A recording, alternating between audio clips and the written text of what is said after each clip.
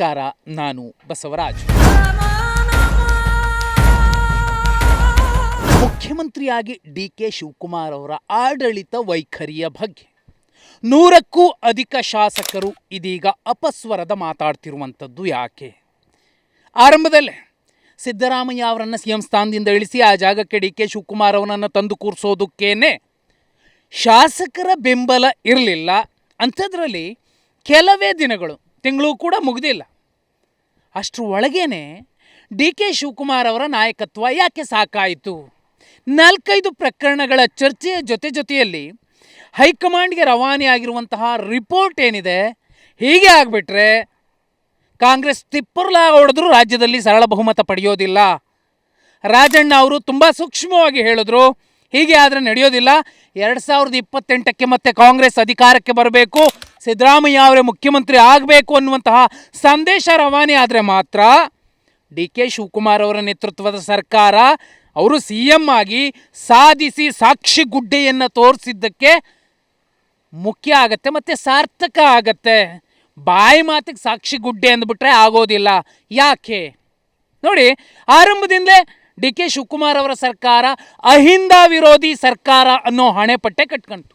ಹೇಗೆ ನೋಡಿ, ಕೇರಳದಲ್ಲಿ ಇವತ್ತು ಸದೃಢವಾದ ಸರ್ಕಾರವನ್ನು ಕಾಂಗ್ರೆಸ್ ರಚಿಸಿದೆ ಅಂದರೆ ಅದಕ್ಕೆ ಕಾರಣ, ಬಹುಮುಖ್ಯ ಕಾರಣಗಳಲ್ಲಿ ಒಬ್ಬರು ಜಮೀರ್ ಅಹಮದ್ ಖಾನ್. ಅವರನ್ನು ದಾವಣಗೆರೆ ದಕ್ಷಿಣ ವಿಧಾನಸಭಾ ಕ್ಷೇತ್ರದ ಉಪಚುನಾವಣೆಯ ಯಾವುದೋ ರೀಸನ್ ಕೊಟ್ಟು ಸಂಪುಟಕ್ಕೆ ತಗೊಳ್ಳದೆ ಉಳಿದಿದ್ಯಾರು? ಅವರನ್ನು ಕಡೆಗಣಿಸಿದ್ಯಾರು? ಡಿ.ಕೆ. ಶಿವಕುಮಾರ್. ಅಲ್ಲಿಗೆ ಅಲ್ಪಸಂಖ್ಯಾತರ ವಿರೋಧ. ಯಾರೋ 3 ಜನ 4 ಜನ ಶಾಂತಿನಗರ ಅಕ್ಕಪಕ್ಕದವ್ರನ್ನ ಇಟ್ಕೊಂಡ್ರೆ ಆಗೋದಿಲ್ಲ. ಇಡೀ ರಾಜ್ಯಕ್ಕೆ ಶಾಂತಿನಗರದ ಕೆಲ ನಾಯಕರಿಂದ ಎಲ್ಲ ನಡೆಯೋದಿಲ್ಲ. ಜಮೀರ್ ಅಹಮದ್ ಖಾನ್ ಇಡೀ ರಾಜ್ಯಕ್ಕೆ ಬೇಕು ಅಲ್ಪಸಂಖ್ಯಾತರ ಮತಗಳನ್ನು ಸೆಳೀಲಿಕ್ಕೆ. ಕೇರಳದಲ್ಲೇ ಅವರು ತಾಕತ್ತನ್ನು ಪ್ರದರ್ಶನ ಮಾಡಿದ್ದಾರೆ ಅಂದರೆ ಇನ್ನು ಕರ್ನಾಟಕದಲ್ಲಿ ಆಗೋದಿಲ್ವಾ? ಇದನ್ನೇ ಅಲ್ಪಸಂಖ್ಯಾತರು ಕೂಡ ಬಹುಪಾಲು ಸಂದರ್ಭಗಳಲ್ಲಿ ಉಲ್ಲೇಖ ಮಾಡೋದು. ಅಲ್ಲಿಗೆ ಜಮೀರ್ ಅವರನ್ನು ಕಡೆಗಣಿಸಿ ಸಂಪುಟ ರಚಿಸಿದಂತಹ ಡಿ.ಕೆ. ಶಿವಕುಮಾರ್ ಅವರು ಆರಂಭದಲ್ಲೇ ಅಲ್ಪಸಂಖ್ಯಾತರ ವಿರೋಧ ಕಟ್ಕೊಂಡು ಹಿಂದುಳಿದವರ ಲೆಕ್ಕಕ್ಕೆ ಬರೋಣ. ಇವತ್ತು ಚಿಕ್ಕಬಳ್ಳಾಪುರ ವಿಧಾನಸಭಾ ಕ್ಷೇತ್ರದ ಹಾಲಿ ಶಾಸಕ, ಅದ್ಭುತ ಮಾತುಗಾರ. ಅವರ ಮಾತೆ ಅವರಿಗೆ ಪ್ಲಸ್ಸು ಮತ್ತು ಮೈನಸ್ಸು. ಅವರು ಪ್ರೋಟೋಕಾಲ್ ಪ್ರಕಾರ ಆ ಕಾರ್ಯಕ್ರಮದಲ್ಲಿ ಭಾಗಿಯಾಗಬೇಕಾಗಿತ್ತು, ಭಾಗಿಯಾಗಿದ್ರು. ಯಾರನ್ನಪ್ಪ ಇವ್ರನ್ನ ಕರೆದ್ರು ಅಂತ ಯಾರೋ ಕೆಲವರು ಮಾತಾಡ್ಕೋತಾರೆ. ಫಸ್ಟ್ ಆಫ್ ಆಲ್ ಪ್ರೋಟೋಕಾಲ್ ಅಂದ್ರೇನು? ಯಾಕೆ ಶಾಸಕರಲ್ಲಿ ಭಾಗಿಯಾಗಬೇಕು?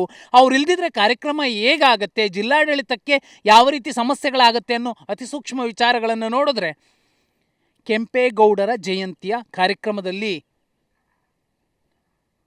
ಶಾಸಕರು ಪ್ರದೀಪ್ ಈಶ್ವರ್ ಅವರು ಭಾಗಿಯಾಗಬೇಕಾಗಿತ್ತಾ, ಅವ್ರ ಅಗತ್ಯ ಇರಲಿಲ್ವಾ ಅನ್ನೋದರ ಸಂಪೂರ್ಣ ಮಾಹಿತಿ ಗೊತ್ತಾಗತ್ತೆ, ಕ್ಲಾರಿಟಿ ಸಿಗತ್ತೆ.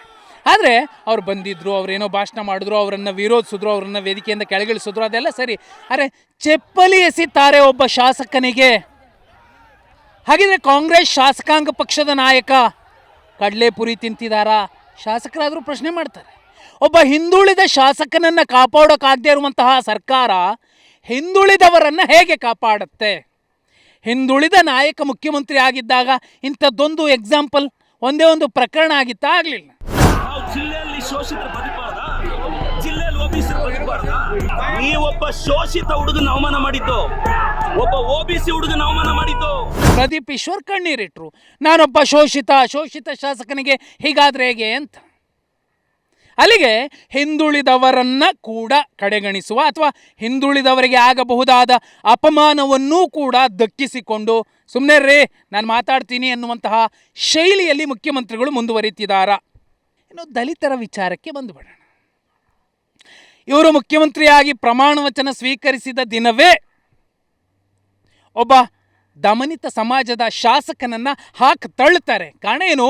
ಅವರ ಅಳಿಯ ರಾಹುಲ್ ಗಾಂಧಿ ಅವರ ಜೊತೆಯಲ್ಲಿ ಫೋಟೋ ತೆಗೆಸ್ಕೋಬೇಕಿತ್ತು, ಆ ಕಾರಣಕ್ಕೋಸ್ಕರ ದಲಿತರನ್ನು ತಳ್ತಾರೆ. ಆ ನಂತರದಲ್ಲಿ ಇಡೀ ಸರ್ಕಾರ ನೋಡಿ ಹೇಗೆ ಅಂದರೆ, ಆ್ಯಪಲ್ ತಿಂದು ಎಂಜಲ್ ಆ್ಯಪಲನ್ನು ಜನಕ್ಕೆ ಎಸಿತಾರೆ. ಅಂದರೆ ನೀವು ಓಟ್ ಹಾಕಿರೋ ತಪ್ಪಿಗೆ ನೀವು ನನ್ನ ಎಂಜಲ್ ತಿನ್ನಬೇಕು ಅನ್ನೋ, ಯಾಕಂದರೆ ವಿಪಕ್ಷಗಳು ಇದನ್ನೇ ನರೇಟಿವ್ ಸೆಟ್ ಮಾಡ್ತಿದ್ದಾವೆ. ಇದರ ಜೊತೆಯಲ್ಲಿ ಈಗ ಅವರ ಸಂಪುಟದಲ್ಲಿರುವಂಥವ್ರು ಯಾರು? ಹೊಸಬರಿಗೆ ಅವಕಾಶ ಮಾಡಿಕೊಡ್ತೀರಿ, ಓಕೆ, ಯಾರಿಗೆ ಕೊಡ್ತೀರಿ? ಯಾವ ಸಮುದಾಯಗಳಿಗೆ ಕೊಡ್ತೀರಿ? ಯಾವ ಪ್ರಾಂತ್ಯಗಳಿಗೆ? ಪ್ರದೇಶವಾರು ನೋಡಿ ಕೊಡಬೇಕಾಗತ್ತೆ. ಈ ಎಲ್ಲ ಚರ್ಚೆಗಳ ಮಧ್ಯೆ ಸುಮಾರು 100ಕ್ಕೂ ಅಧಿಕ ಶಾಸಕರು ಈಗಾಗಲೇ ಯಾಕಪ್ಪ ಈ ಸರ್ಕಾರ ಅದರಲ್ಲಿ ಇವರು ಮುಖ್ಯಮಂತ್ರಿ ಆದರು ಅಂತ ಅವರದ್ದೇ ಶಾಸಕರು ಅಪಸ್ವರ ಎತ್ತುತ್ತಿರುವಂಥದ್ದು ನೋಡಿ. ಅವರು ಮುಖ್ಯಮಂತ್ರಿ ಆದಮೇಲೆ ಎಲ್ಲವನ್ನ ಹಿಂಪಡಿತಾ ಇದ್ದಾರೆ. ಬಿಡದಿಯ ಟೌನ್ಶಿಪ್ ತಿಪ್ಪರಲಾಗ ಹೊಡೆದ್ರೂ ಕೂಡ ಇವರು ರೈತರ ಮೇಲೆ ಗೋಲಿಬಾರ್ ಮಾಡಿಸಿ ಹೊಡೆಸಿ ಬೇಕಾದರೆ ಆ ಯೋಜನೆಯನ್ನು ಕಾರ್ಯರೂಪಕ್ಕೆ ತರಬೇಕೇ ವಿನಃ ಅವರನ್ನು ವಿಶ್ವಾಸಕ್ಕೆ ತಗೊಂಡು ಅವರನ್ನು ಒಪ್ಪಿಸಿ ಬಿಡದಿ ಟೌನ್ಶಿಪ್ ಜಾರಿ ಮಾಡೋಕ್ಕೆ ಸಾಧ್ಯವೇ ಇಲ್ಲ. ಇವರೇ ವಾಪಸ್ ತಗೋಬೇಕು. ಜನ ಅಷ್ಟರ ಮಟ್ಟಿಗೆ ರೊಚ್ಚಿಗೆದ್ದಿದ್ದಾರೆ ಅಲ್ಲಿನ ಭೂತಾಯಿ ಮಕ್ಕಳು, ಒಕ್ಕಲ್ತನ ಮಾಡುವಂತಹ ಜನ. ಎರಡನೇದು, ನಾನು ಸಿದ್ದರಾಮಯ್ಯ ಅವ್ರ ಥರ ಅಲ್ಲ, ನನ್ನ ಆಡಳಿತನೇ ಬೇರೆ, ನಾನು ಗೃಹಲಕ್ಷ್ಮಿ ಪರಿಷ್ಕರಣೆ ಮಾಡ್ತೀನಿ. ಗೃಹಲಕ್ಷ್ಮಿ ಪರಿಷ್ಕರಣೆಯನ್ನು ಮಾಡಿದ್ರೆ ಏನಾಗತ್ತೆ?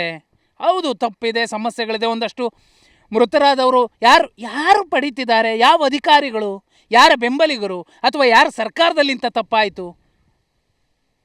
ಜನ ಕೂಡ ಮಾತಾಡ್ತಿದ್ದಾರೆ. ಹಳ್ಳಿಗಳಲ್ಲಿ ಓಡಾಡುವಾಗ,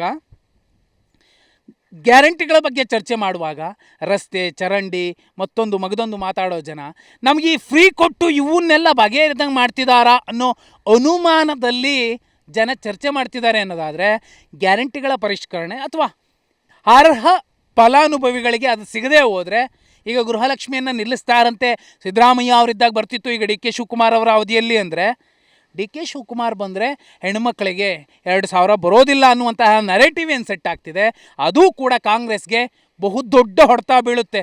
170 160 ಅಲ್ಲ, 100 ಸ್ಥಾನಗಳನ್ನು ಕಾಂಗ್ರೆಸ್ 28ಕ್ಕೆ ಗೆಲ್ಲೋಕ್ಕಾಗೋದಿಲ್ಲ ಡಿ ಕೆ ಶಿವಕುಮಾರ್ ಅವರ ನೇತೃತ್ವದಲ್ಲಿ ಹೋದರೆ ಅನ್ನೋದು ಕಾಂಗ್ರೆಸ್ನ ಹಾಲಿ ಶಾಸಕರು ಮಾತಾಡ್ತಿರುವಂಥದ್ದು. ಗೃಹಲಕ್ಷ್ಮಿಯ ಪರಿಷ್ಕರಣೆ ಕೂಡ ಇವರಿಗೆ ಸುಲಭದ ಮಾತಲ್ಲ. ಇನ್ಯಾವುದು ಸಾಧ್ಯವಾಗಬಹುದು? ರೈತರಿಗೆ ಟ್ರಾನ್ಸ್ಫಾರ್ಮರ್ ಹಾಕಿಸ್ತೀವಿ, ಟಿ ಸಿ ಹಾಕಿಸ್ಕೊಡ್ತೀನಿ ಎನ್ನುವಂತಹ ಯೋಜನೆ ಏನಿದೆ, ಅದು ಜಾರಿಯಾಗೋದು ಯಾವಾಗ? ಎಷ್ಟು ರೈತರಿಗೆ ಎಷ್ಟು ಫೇಸಲ್ಲಿ ಕರೆಂಟ್ ಸಿಗ್ತಿದೆ? ಈಗ ಇವರ ಗುರು ಬಂಗಾರಪ್ಪ ಅವರ ಕಾಲದಲ್ಲಿ ಉಚಿತ ವಿದ್ಯುತ್ ಆಯಿತು. ಆ ವಿದ್ಯುತ್ ಎಷ್ಟು ಫೇಸಲ್ಲಿ ಅವ್ರಿಗೆ ಎಷ್ಟು ಪ್ರಮಾಣದಲ್ಲಿ ದಕ್ಕುತ್ತಾ ಇದೆ, ಅದು ಕೂಡ ಮುಖ್ಯ. ಇದ್ರ ಜೊತೆಲಿ ರೈತರ ಪರವಾಗಿ ಕಾಳಜಿ ಕಳಕಳಿ ಏನಿದೆ, ಸಬ್ಸಿಡಿಗಳ ಲೆಕ್ಕ ಏನಿದೆ, ಬಿಡದಿಯ ಜನನೇ ಈಗ ಮಾತಾಡ್ತಿರುವಂಥದ್ದು. ಇಲ್ಲಿಗೆ ಬಂದರೆ ನಾವು ಸರಿಯಾದ ಪಾಠ ಕಲಿಸ್ತೀವಿ ಅಂತಿದ್ದಾರೆ ಅನ್ನೋದೇ. ಆದರೆ ಒಂದು ಕಡೆ ಆಡಳಿತ ವಿರೋಧಿಯಲ್ಲೇ, ರೈತ ವಿರೋಧಿಯಲ್ಲೇ, ಇವೆಲ್ಲದರ ಮಧ್ಯೆ ಯಾಕೆ ಬೇಕಿತ್ತು ಡಿ ಕೆ ಶಿವಕುಮಾರ್ ಅವರು ಮುಖ್ಯಮಂತ್ರಿಯಾಗಿ? ಹೀಗೆ ನಾಳೆ ನಾವು ಗೆಲ್ಲುವಂತಹ ವಾತಾವರಣವನ್ನು ಹಾಳು ಮಾಡ್ತಿದ್ದಾರೆ ಅಂತ ಕಾಂಗ್ರೆಸ್ಸಿಗರೇ ಮಾತಾಡ್ತಿದ್ದಾರೆ ಅನ್ನೋದಾದರೆ, ಯಾವಾಗ ಬೇಕಾದರೂ ಈ ಸರ್ಕಾರದಲ್ಲಿ ನಾಯಕತ್ವ ಬದಲಾಗಬಹುದು ಅನ್ನುವಂತಹ ಹೊಸದೊಂದು ಚರ್ಚೆ ಈಗ ಜೀವ ಪಡ್ಕೊಳ್ತಿದೆ. ಅದಕ್ಕೆ ಸಾಕ್ಷಿ KN ರಾಜಣ್ಣ ಅವರ ಒಂದು ಹೇಳಿಕೆ. ಹಾಗಿದ್ರೆ ಡಿ ಕೆ ಶಿವಕುಮಾರ್ ಅವರು ಮುಖ್ಯಮಂತ್ರಿ ಆದಮೇಲೆ ಬಹುದೊಡ್ಡ ಬದಲಾವಣೆ ಏನಾಯಿತು? ನಾಯಕತ್ವ ಬದಲಾವಣೆ ಆಯಿತು. ನಾಯಕತ್ವ ಬದಲಾವಣೆ ಆದಮೇಲೆ ಸರ್ಕಾರದಲ್ಲಿ ಯಾವ ಬದಲಾವಣೆ ಕಂಡಿದೆ? ವ್ಯತ್ಯಾಸ ಏನಾಗಿದೆ? ಬಿಡದಿಲಿ ರೈತರು ಕಣ್ಣೀರಾಗ್ತಿರುವಂಥದ್ದ, ಅಥವಾ ಬಡ ಹೆಣ್ಣು ಮಕ್ಕಳ ಗೃಹಲಕ್ಷ್ಮಿ ಯೋಜನೆಯನ್ನು ಅರ್ಹ ಫಲಾನುಭವಿಗಳಿಗೆ ಸಿಗದೆ ಬೇರೆಯವ್ರಿಗೆ ಸಿಗೋ ರೀತಿಯಲ್ಲಿ ಏನಾದರೂ ವ್ಯತ್ಯಾಸಗಳಾಗ್ತಿದ್ರೆ ಆ ಹೆಣ್ಣುಮಕ್ಕಳ ನಾಳೆ ಯಾಕೆ ಮತ ಹಾಕ್ತಾರೆ? ಶಾಸಕರ ಈ ಆಕ್ರೋಶ ಅಥವಾ ಈ ಆಡಳಿತ ವಿರೋಧಿ ಅಲೆಯ ವೇಗ ಕಾಂಗ್ರೆಸ್ಸನ್ನು 28ರಲ್ಲಿ ಸೋಲಿಸಬಹುದಾ? ಕಮೆಂಟ್ ಮಾಡಿ.